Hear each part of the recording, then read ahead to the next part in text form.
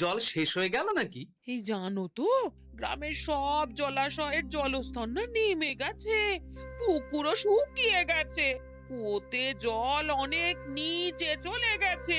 কি যে হবে কে জানে। এই বছর তো বৃষ্টি হয়েছে কম, তার উপর মানুষজন জল ব্যবহারের চেয়ে নষ্ট করে বেশি। দেখি, মহারাজকে বলতে হবে।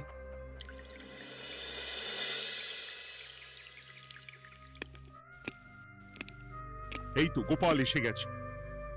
শুনেছো, রাজ্যে সকল জলাশয়ে শুধু শুনিনি, চাক্ষুষ দেখেছি, আর এর কারণ ও তার সমাধানও ভেবে এসেছি মহারাজ। তুমি কি বলতে চাইছো সেটা বলো না খোলসা করে। মহারাজ, আসন্ন দিনে জলাভাব মেটানোর একটাই উপায়, তা হলো প্রজাদের উপর কর চাপানো। মহারাজ, আমার ঠাকুরদা বলতেন, যা মেলে মূল্য বিনে তার মূল্য কে আর জানে। আমরা যেহেতু জলের মতো এত মূল্যবান সম্পদ বিনামূল্যে পাচ্ছি, তাই একে গুরুত্ব দিতে শিখিনি। সবাই মিলে দেদার জলের অপচয় করছে। আমি এই অপচয়ের বিরুদ্ধে কর বসানোর পরামর্শ দিচ্ছি মহারাজ। জলের জন্য দেবে দাম, ছুটে যাবে কাল ঘাম। হ্যাঁ, যখনই জলের জন্য কর দিতে হবে, তখনই জলের অপচয় বন্ধ হবে। এতে লাভটা কি হবে গোপাল? মানুষ কম জলে কাজ করা শিখে যাবে, ফলে আগামী দিনে যদি জল সম্পদ কমেও যায়, এই কৃষ্ণনগরের প্রজারা আগে থেকেই তার জন্য প্রস্তুত হয়ে যাবেন। কিন্তু আমি আমার প্রজাদের কাছ থেকে জলের দাম নেব গোপাল? না মহারাজ, কর বাবদ যে অর্থ উপার্জন হবে, তার সাথে আপনার দান মিলিয়ে রাজ্যের মধ্যে একটা বিরাট কৃত্রিম জলাধার বানানো হবে। বাহ বাহ বাহ! যেখানে বৃষ্টির জল সংরক্ষণ করা যাবে মহারাজ। এতে সারা বছর ধরে আর কোনো জলের অভাব থাকবে না মহারাজ। গোপালের প্রস্তাব বড় ভালো লেগেছে। আগামী দিনে ইতিহাসে এই কর্মযজ্ঞের কথা লেখা থাকবে বলেই আমার বিশ্বাস। আর তাই আমি গোপালকে এই মুহূর্তে 50টি স্বর্ণমোহর উপহার দেব বলে ঘোষণা করছি। সাধু সাধু সাধু।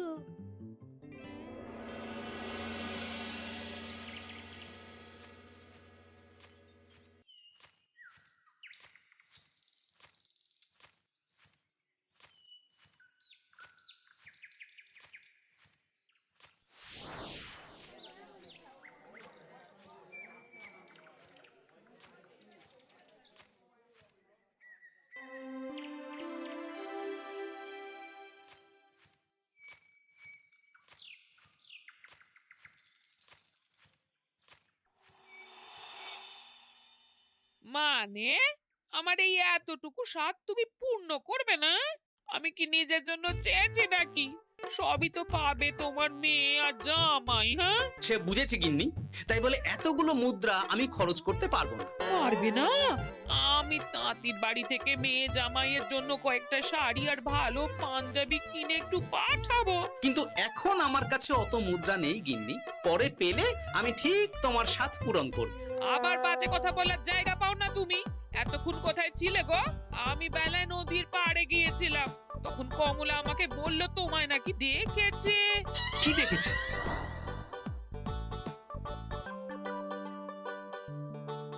কোথায় গেল? এত বড় মুদ্রার থলে কি হাওয়াতে উবে গেল নাকি? এই রে, এ তো মহা ঝামেলা। কখন কে যে গিন্নিকে খবর দিচ্ছে সেটা টেরও পাইনি। বলি মুখে কুলু পাটলে যে বড়, বলি রাজা মশাইয়ের কাছ থেকে যে এত রোজগার করো, সেই মুদ্রা যায় কোথায়? আহ, কানের মাথা খেও না তো। আমি কি তোমার কোনো কিছুর অভাব রেখেছি? বলো একবার। খাওয়া পড়া কোনো কিছুর তো কোনো খামতি নেই তোমার। মানছি রাখোনি, কিন্তু তাই বলে আমিও তোমার স্ত্রী, তোমার গিন্নি গো, গিন্নি, তাই না? আমার তো জানার অধিকার আছে নাকি যে তোমার উপার্জনের অর্থ করি সব কোথায় যাচ্ছে? জানবে জানবে, সব জানবে। এখন কিছু খেতে দাও দেখি, পেটে ছুঁচোয় ডন বৈঠক মারছে। না, এরপর থেকে আর মহারাজের কাছে উপহার পেলে ওইভাবে খোলা হাটের মধ্যে দিয়ে আসা যাওয়া করা যাবে না।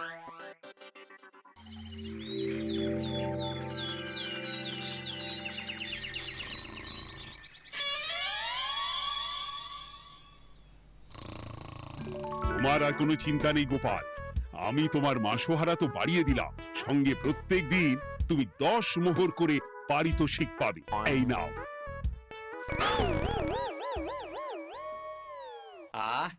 এই ভোরবেলায় একটা জব্বর স্বপ্ন দেখা গেল বটে। এই স্বপ্ন ফলে গেলে আর কোনো চিন্তা নেই। গিন্নি, ও গিন্নি, বলি গেলে কোথায়? গিন্নি, সাড়া নেই। ও গিন্নি, রাগ করলে নাকি গো? আরে এসো এসো, এমন একটা স্বপ্ন দেখেছি না যে তোমার আর কোনো চিন্তা থাকবে না গিন্নি। মোহর আর মুদ্রা একেবারে ঝরে পড়বে গো।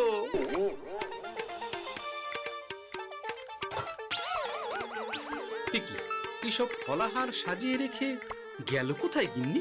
নিজের বাপের বাড়িতে তো যাবে না, কেউ নেই সেখানে। মেয়ের বাড়ি গেল নাকি? না, মেয়ের বাড়িতে তো গিন্নি যায় না। তাহলে না না, খালি পেটে এত ভাবতে পারছি না। আগে মুখ হাত ধুয়ে এসে কিছু খেয়ে নি, তারপর দেখি গিন্নি কোথায় গেল। না, গিন্নিকে তো কোথাও দেখলাম না। গেল কোথায়? যাকে আগে রাজবাড়িতে তো যাই, ফেরার সময় না হয় আবার খোঁজ নেব, ততক্ষণে ফিরেও আসতে পারে।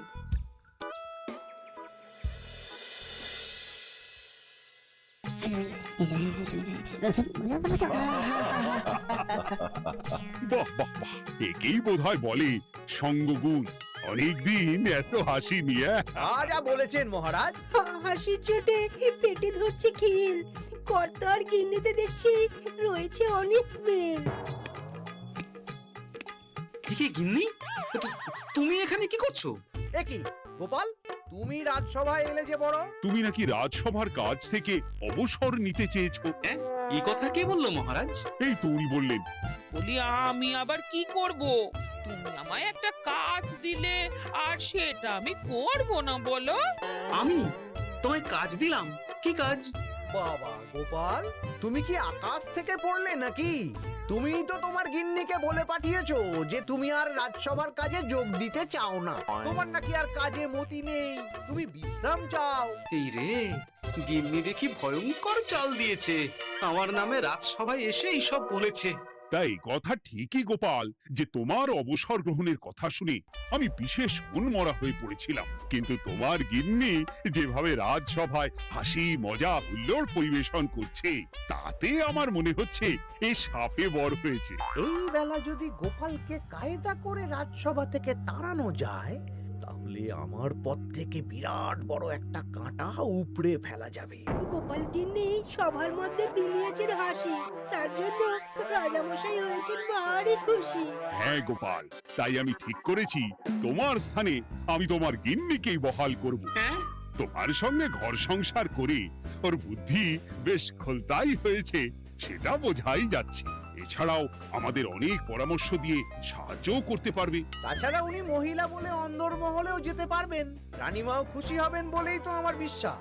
কি গোপাল গিন্নি, তোমার এই কাজ করতে কোনো আপত্তি নেই তো? আপত্তি কেন থাকবে মহারাজ? আমি ধন্য আপনি আমায় এত বড় সম্মান দিচ্ছেন বলে। এ তুমি আমার কত বড় সর্বনাশ করলে গিন্নি। তুমি কিনা শেষে আমার চাকরিটাই খেলে। এটা গোপালের জন্য বড় ভালো হলো, তাই না? কোনো কাজ করতে হবে না, কিন্তু রোজগার আগের মতোই থাকবে। অবসর আর উপার্জন একসাথে। না হে গোপাল, তুমি আর এখানে কাঁচু মাচু মুখে দাঁড়িয়ে না থেকে নিজের বিশ্রামে ব্যাঘাত ঘটিও না। আমাকে সবার কাজ শুরু করতে দাও। যথা আজ্ঞা মহারাজ।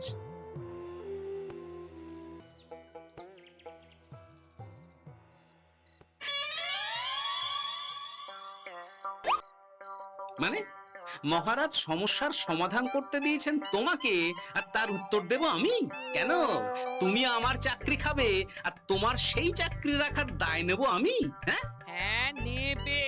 মানে কাল রাজসভায় মহারাজের সমস্যার সমাধান করব, সেই মতো কথা দিয়ে এসেছি। হ্যাঁ, আগাম 10টা মুদ্রাও বাগিয়ে এনেছি।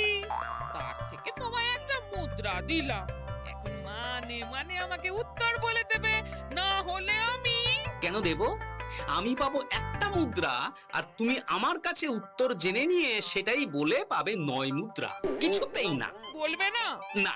তাহলে ভালো করে শুনে রাখো, আজ থেকে ঘরের উনুনে হাঁড়ি চড়বে না। চাকরি তো খুইয়েইছ, এবার না খেয়ে প্রাণটা খোয়ানোর জন্য তৈরি হয়ে যাও। হ্যাঁ। ওরে বাবা, এমন কথা কেন বলছো গো গিন্নি? তুমি তো জানো যে খিদে একদম সহ্য করতে পারি না। এখন যদি তুমি এইসব বলো, তাহলে আমার রক্ষে নেই গো। বেশ, তা তাহলে আমি যা জানতে চাইছি সুসুর সুসুর করে বলে ফেলো দেখি। এ আমি কি শাঁখের করাতে পড়লাম রে বাবা! ঠাকুর, এত দুর্ভোগ লেখা ছিল, ঘরে বাইরে সব জায়গায় এত হেনস্থা যে সহ্য করা যায় না ঠাকুর।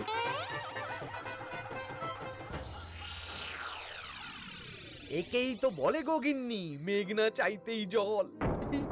এতদিন কতভাবে চেষ্টা করেছি গোপালকে রাজসভা থেকে তাড়াবার, আর গোপাল নিজেই কিনা রাজসভা থেকে পালিয়ে গেল।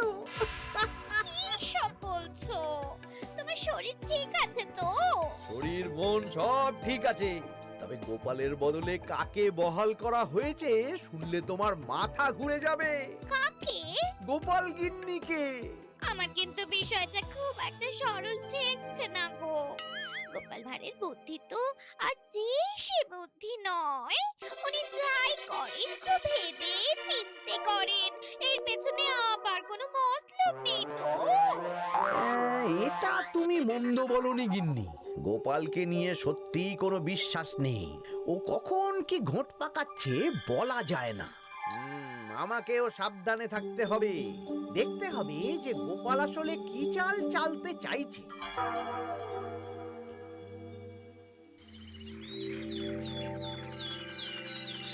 হ্যাঁ গোপাল গিন্নি, এই একটাই প্রশ্ন আমায় সারা রাত ধরে জাগিয়ে রেখেছে।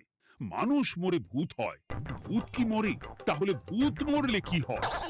মানে মহারাজ, এই প্রশ্নের উত্তর আমার আজকে দিতে ইচ্ছে করছে না। হ্যাঁ, আমি না হয় আপনাকে আগামীকাল এই প্রশ্নের উত্তর দেব, ঠিক আছে? হ্যাঁ, গাছ থেকে পড়ে গেলে জাপটে ধরে ডালকে। আজকের প্রশ্নের উত্তর উনি দেবেন কালকে। না হে গোপাল গিন্নি, তা হয় না। এই প্রশ্ন আমাকে সারা রাত বিচলিত করেছে। আবার যদি আজকেও এই প্রশ্নের উত্তর না পাই, তাহলে তো আবার একটা নিদ্রাহীন রাত আমাকে কাটাতে হবে। মানে আমি বলছিলাম কি মহারাজ, গোপাল গিন্নি তো সদ্য এই কাজে বহাল হয়েছে, তাই তাকে তো একটু সময় দেওয়া দরকার নাকি? কিন্তু প্রশ্নের উত্তর না পেলে যদি মহারাজের শরীর খারাপ হয়, তার দায় কে নেবে মন্ত্রী মশাই? এই রে, এখন আমি কি করব? এ তো মহা বিপদে পড়লাম দেখছি। আচ্ছা মহারাজ, ঠিক আছে ঠিক আছে, আমি এই প্রশ্নের উত্তর দেব, কিন্তু আমার না একটু সমস্যা আছে। খোলা হাওয়াতে গিয়ে না দাঁড়ালে আমার ঠিক মাথা খোলে না, তাই বলছিলাম। তাই না হয় যাও, হাওয়া খেয়ে এসে মাথাটা খোলতাই করে নাও, কিন্তু এই প্রশ্নের উত্তর আমাকে আজকেই দিতে হবে। হ্যাঁ, উফ, এই যে কি সমস্যা! সারাদিন ঘরে বসে থেকে থেকে তো আমার সারা গায়ে বাদ ধরে গেল। সেই সকালবেলা আমাকে ফলাহার করিয়ে দিয়ে গিন্নি তো চলে গেছে রাজবাড়িতে চাকরি করতে। এদিকে আমার যে পেটে কিচ্ছুটি নেই, তার কি হবে? মহারাজ দোকানে গিয়ে যে ভালো মন্দ খাবো তারও উপায় নেই। তাহলেই তো কাঁড়ি কাঁড়ি খরচা। না, একবার দেখি তো উনুন ধরিয়ে অন্তত ভাতটা চাপাতে পারি কিনা। তাহলে গিন্নির ওই হাঁড়ি না চড়ার হুমকির হাত থেকে অন্তত বাঁচা যাবে।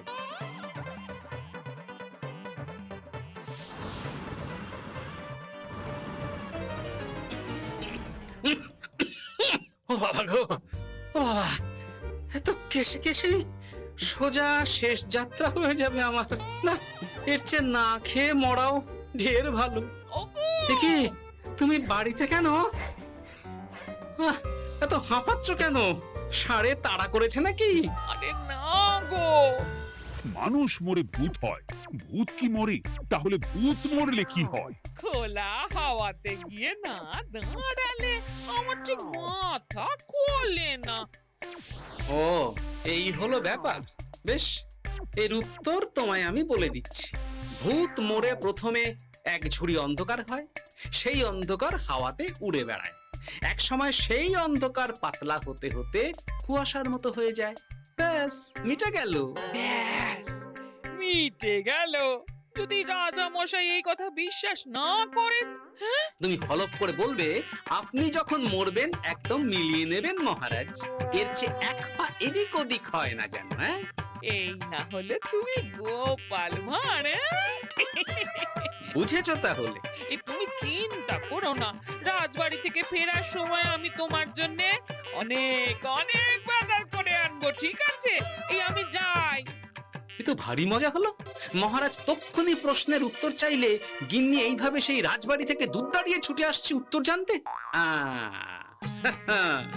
আমাকে তুমি একটা চাল দিয়ে কুপকাত করেছো তো গিন্নি। এইবার বুঝবে কত ধানে কত চাল।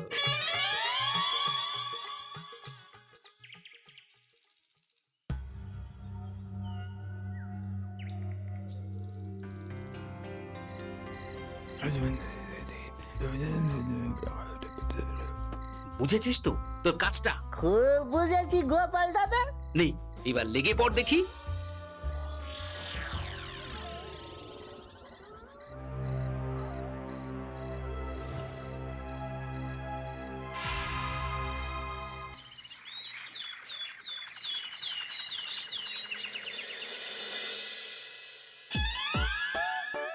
তাহলে আর বলছি কি তোমাদের, সকালবেলায় উঠে দেখি মুখের এই হাল।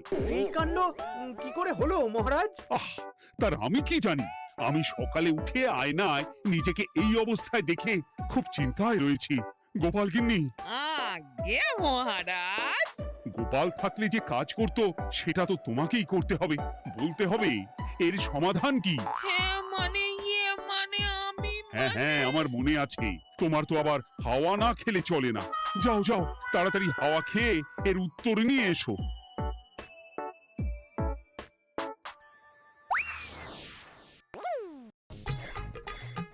এই জন্য তুমি এত দূর ছুটে এলে গিন্নি?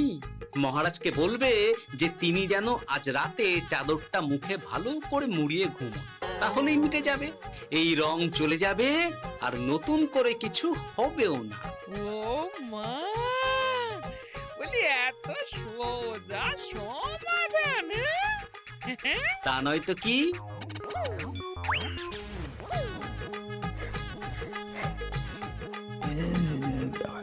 কাল সারা রাত আকাশে একবার দেখলাম চাঁদ উঠেছে, আর একবার দেখলাম ঘোর অমাবস্যা। এর কারণ কি? একই রাতে দুই তিথি হয় কি করে? মানে আর একটা সমস্যা, হ্যাঁ, এটা আগে বললেই তো হতো মহারাজ।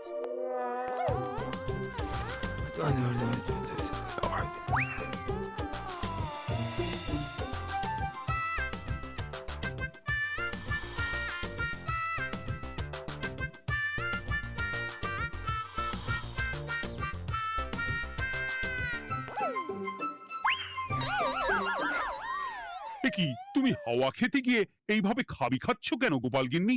এর কারণ আমি জানি মহারাজ। সে কি কাণ্ড! তুমি কি করে জানলে?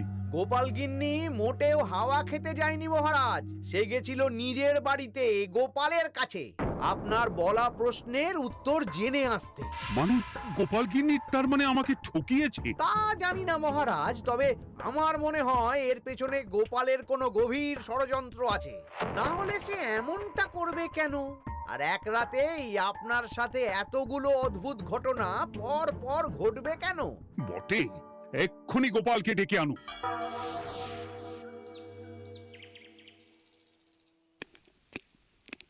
না মহারাজ, আমি সত্যি অবসর চেয়েছিলাম, আর তাই আমার গিন্নি আপনার কাছে এসে বলেছিল। ওর কোনো দোষ নেই মহারাজ। না মহারাজ, আমি মিথ্যে কথা বলেছি। হ্যাঁ, উনি আপনার কাছ থেকে পাওয়া সোনার মোহর নিয়ে বাড়ি যান না, তাই আমি ওকে শায়েস্তা করতে এই ফন্দি করেছিলাম। আসলে মহারাজ, আমি আপনার কাছ থেকে পাওয়া সোনার মোহর জল প্রকল্পের কাজে লাগাবো বলে কিছু জনকে নিয়ে একটা দল গঠন করতে গিয়েছিলাম, আর তাদের কাছেই ওগুলো রেখে এসেছি। এটা যদি আমার দোষ হয় তাহলে আমি ক্ষমা প্রার্থী মহারাজ। সাধু গোপাল, সাধু তোমার উদ্যোগ। এই কাণ্ড! আর এদিকে রাজবাড়ি থেকে বাড়ি, আর বাড়ি থেকে রাজবাড়ি করতে করতে আমার প্রাণ ওষ্ঠাগত হয়ে গেছে মহারাজ। ওহ, আমার ঘাট হয়েছে, আপনি আমায় ক্ষমা করে দিন মহারাজ। এইবার মজার টের পেয়েছ তো গিন্নি? আপনি আপনার আদরের গোপাল ভাঁড়কেই তার চাকরি ফিরিয়ে দিন মহারাজ। আমি যাই আমার হেসেল সামলাতে। কেলে পচা খুব ভালো করেছে বলতে হবে।